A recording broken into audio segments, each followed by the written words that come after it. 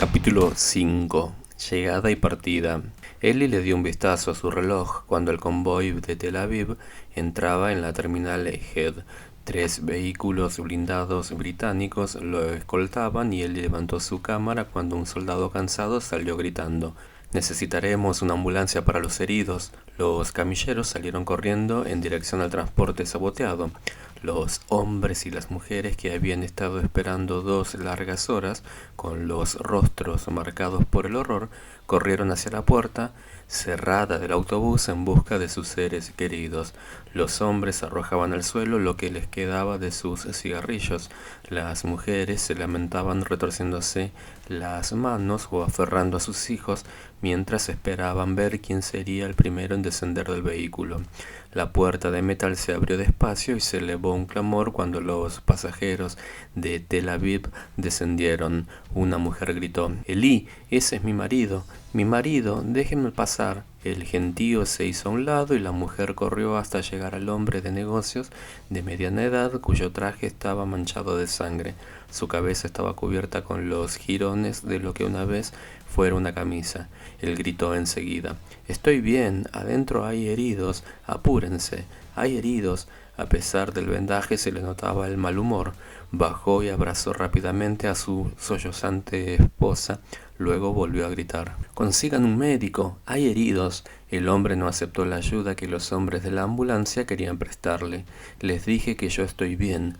Los nombres de los pasajeros se convirtieron en gritos de esperanza y temor en los labios de quienes esperaban. «Abran paso», exclamó alguien mientras los médicos avanzaban entre los familiares y amigos hasta llegar al vehículo.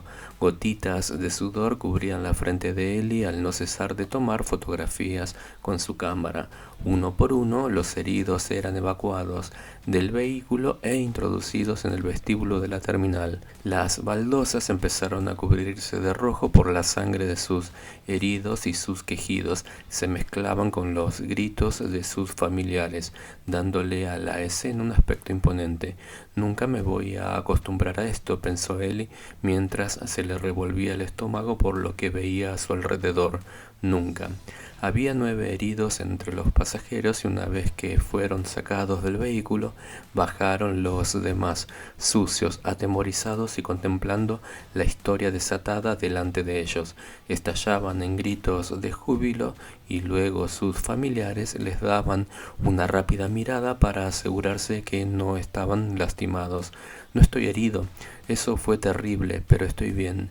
Las pisadas de los que descendían iban dejando sus huellas sobre el piso ensangrentado mientras se corrían a un costado de la multitud para abrazar a sus parientes o amigos y dar gracias a Dios por estar sanos y salvos. «No llores, pequeña», le dijo un bronceado joven Sabra a la llorosa niñita que tomaba en los brazos. «Papá no está lastimado». Eli seguía tomando fotografías de la lacrimosa reunión. «Son afortunados», pensó, mirando hacia la puerta. Por un rato no apareció nadie. Varias familias seguían esperando. «Van a sacar los muertos al final», susurró alguien detrás de ella. Luego Eli vio aparecer una cara conocida.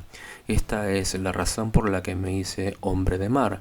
Por lo menos en el mar un hombre puede tirarse al agua y nadar o ahogarse rápidamente», exclamó disgustado Ehud Schiff. «Nunca más volveré a subirme en una lata de sardinas como esta». Se bajó y abriéndose paso entre la multitud, protestaba con su potente y ruda voz: «Nunca más Ehud Schiff va a ser el blanco de práctica de esos cerdos árabes». Eli dejó caer la cámara que colgaba de su cuello y lo llamó alegremente. Tratando de evitar el barro del suelo, se acercó hacia el tosco pero amable capitán. «Ehud», lo llamó en voz alta. «Ehud Schiff». Él se viró tratando de ubicar la voz que lo llamaba hasta que finalmente la localizó y a pesar de su enojo, le sonrió ampliamente y la saludó con la mano.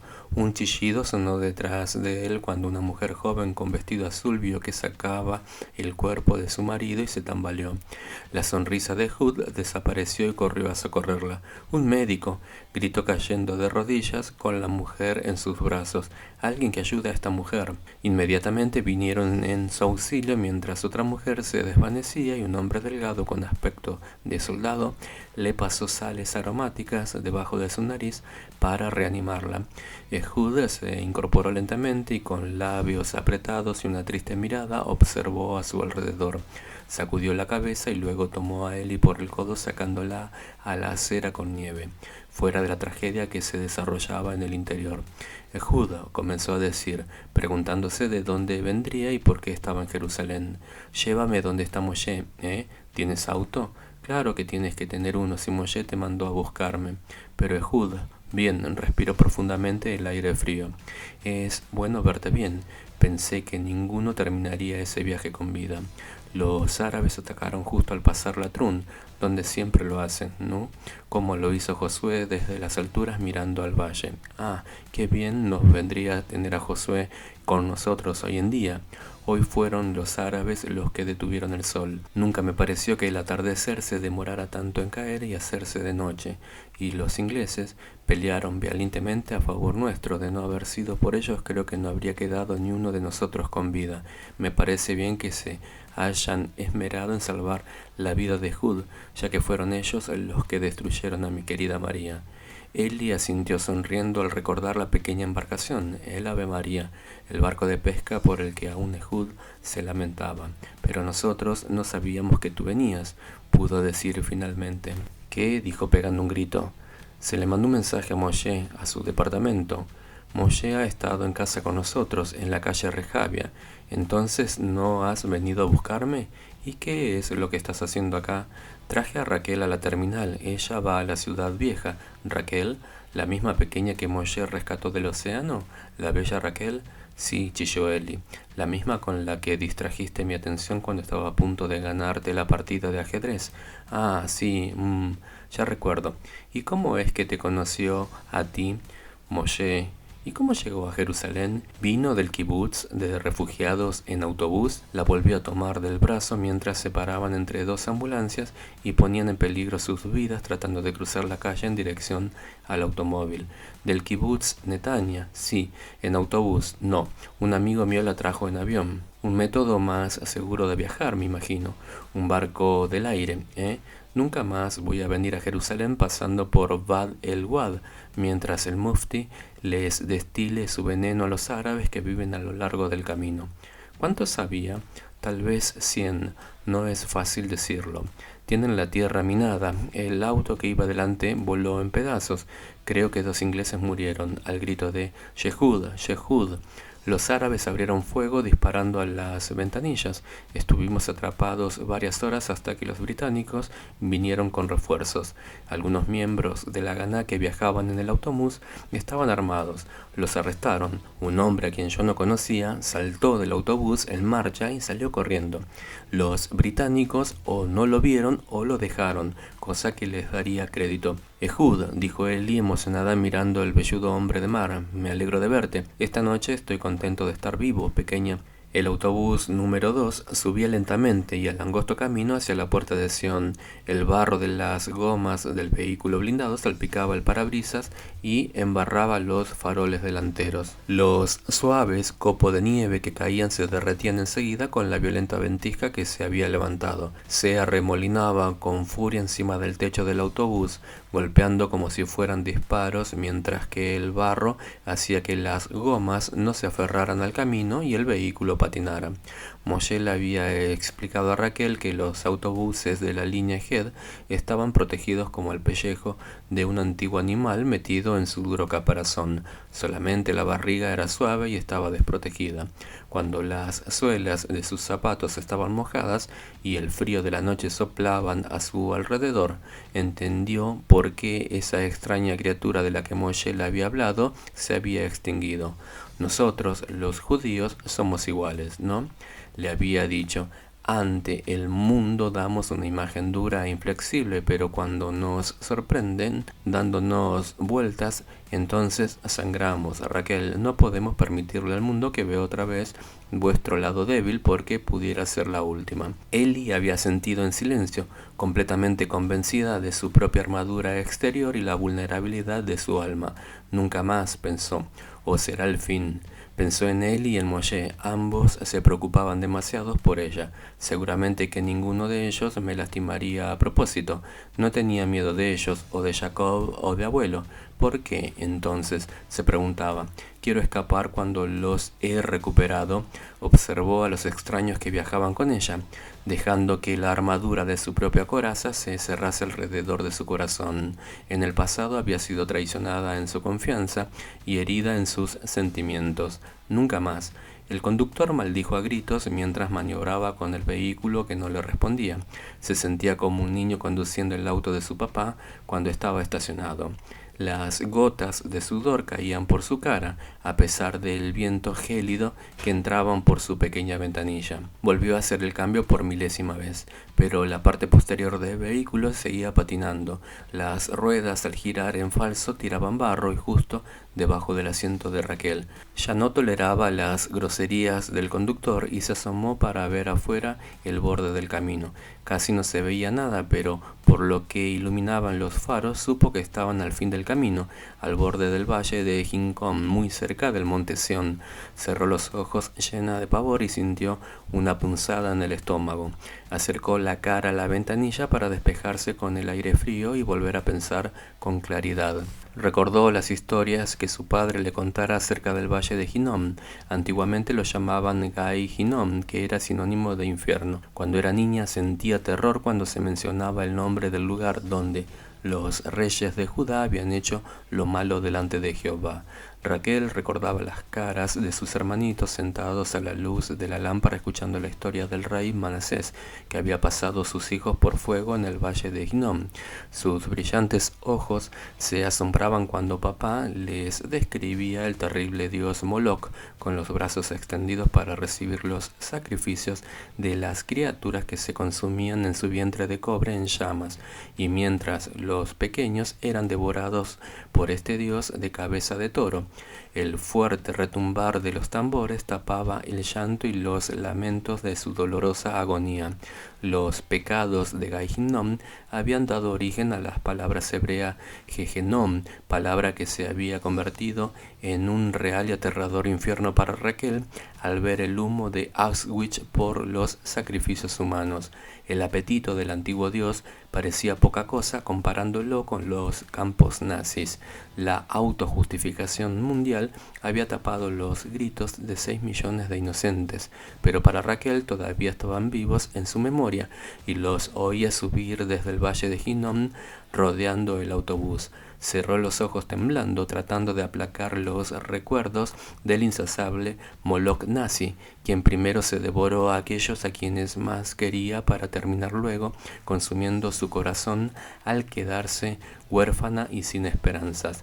El autobús volvió a coletear, deslizándose hacia la cuneta. La brusca maniobra mandó a 3 pasajeros al suelo. «Cuidado, Josie», le dijo el fornido a un jovencito jasidista que se volvía a caer al querer ponerse de pie. «¿Quieres hacernos volar, muchacho?»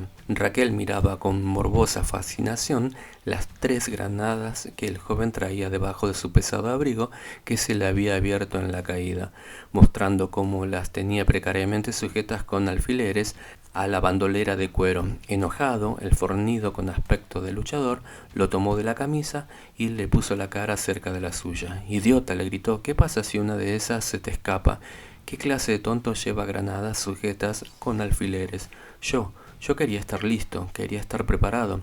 «¿Quieres ser un héroe? ¿Quieres tirar una granada, El luchador sentó a Josie en el asiento. «Lo más probable es que nos haga volar a todos nosotros. Las granadas son para hacerlas entrar en la ciudad vieja. Idiota. Yo pensé que si tal vez había alguna escaramuza», intentó explicar. «Bah». Josie se acomodó la preciosa carga debajo de su abrigo. Raquel observó su pálido perfil con interés, frágil y con aspecto de estudioso. No tendría ni 18 años todavía. No parecía que pudiese llevar consigo algo más pesado que una copia de la Torá. Quizás esa era la razón por la que lo habían elegido para pasar armas clandestinamente. Parecía vulnerable. Seguramente no había armadura en este judío de judíos, estudiante de yeshiva. ¿Vendría de los campos?, se preguntó Raquel. De ser así, ¿Cómo habría sobrevivido? ¿Cuántos chicos como él habían sido asesinados en las estaciones antes de subir siquiera los trenes de la muerte? Sensible, idealista, lo suficientemente joven como para tener esperanza todavía, habría desafiado a sus captores con algún gesto o murmurado alguna palabra irrespetuosa. Así murieron muchos, instantáneamente, o poco a poco fueron desapareciendo con la solución final. Raquel observó sus manos, cruzadas en medio de su cuerpo, como si sintiera dolor por haber sido descubierta su deseo más íntimo. Josie, tú sabes que no puedes pagarles con la misma moneda, pensó Raquel. Nunca les podrás pagar con la misma moneda. El autobús viró suavemente en una curva cerrada y el conductor de repente pegó un grito. Todo el mundo atrás, todos a la parte posterior. Necesitamos peso atrás. Vamos, apúrense. 11 o 12 jazzistas fueron hacia el fondo, donde estaba sentada Raquel.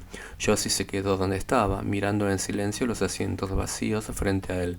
Tomándose de los respaldos y agarrándose unos a otros, los hombres fueron desplazándose hacia atrás. Raquel agarró su maleta y se fue lo más atrás que pudo, recostándose pesadamente sobre la carrocería de metal, mientras el fornido se sentaba a su lado. Él la observó detenidamente, con curiosidad, al ver que era la única mujer a bordo. Luego sus ojos siguieron su mirada puesta en Josie. Josie, lo llamó mientras otros miembros del grupo se acomodaban. Idiota, ven a sentarte aquí atrás. El muchacho pareció no haberlo oído. Josie, ¿estás sordo? Josie se levantó y comenzó a caminar con cuidado en el resbaladizo pasillo mientras un hombre mayor comentó. Así que, cuando lleguemos a la puerta de Sion, vamos a hacer un brindis en honor del conductor, ¿no? Tal vez viva para ver a su esposa y a su hijo de nuevo. Amén, dijo con una carcajada. Amén, repitieron todos. Amén, dijo también el conductor. Josie aferró las granadas mientras el autobús subía el monte. Con la mirada baja, ni siquiera dijo amén con los demás. Raquel sintió cierto resentimiento hacia el hombre fornido que se había sentado a su lado. Lo ha humillado y lo disfruta, pensó. Repentinamente se escuchó un grito proveniente del conductor cuando una luz fosforescente atravesaba las ventanillas. Giró el volante hacia un lado y el autobús se tambaleó violentamente.